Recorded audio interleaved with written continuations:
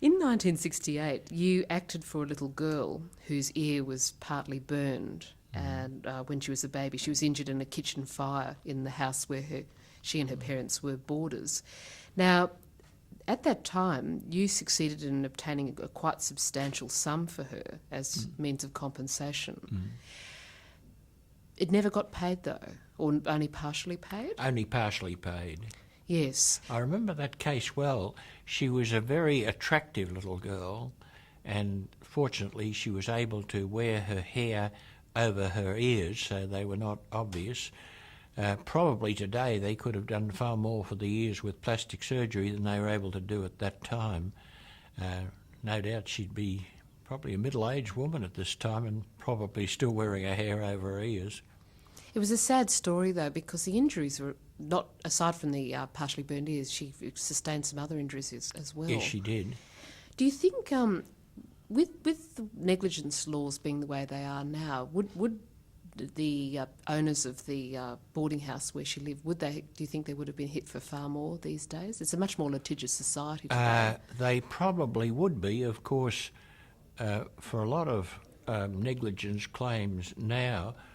Recent legislation has prevented them from being brought.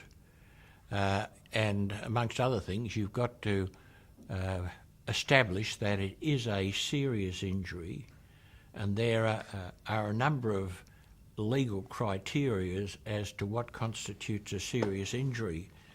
For my own part, I think these things are very unfair, and they are in particular very unfair to workers.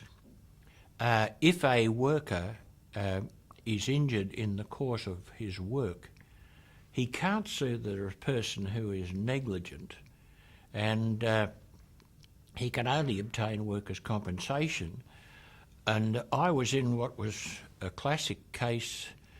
This finally was settled in 1996, but this young man was working temporarily at a hotel for one function where he was guarding a 21st birthday party, and he was on the door. There was a man who was drinking in the hotel who was well known as a violent man.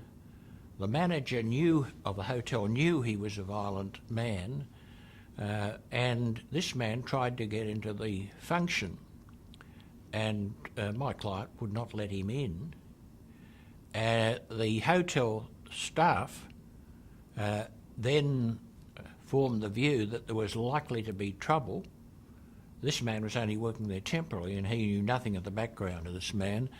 The man went away, got a gun, and shot him through the stomach. And he had very serious injuries that altered his whole life. Well, now, the hotel was, in my view, plainly negligent, and also the man who shot him had some assets. We attempted to sue both the hotel and the man who shot him, and we were barred from doing so by the legislation which prevents a worker from suing when he's injured in the course of his employment.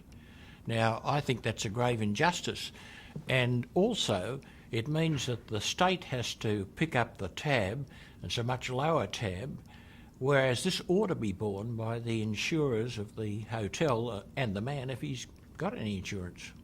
I know you've written a lot of articles. Have you written an article to this effect about the need for change in this regard? No, I haven't.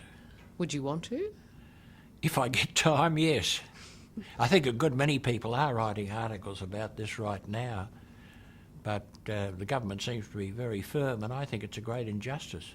And in particular, it's an injustice to workers, and yet the Labor Party is supposed to represent the workers.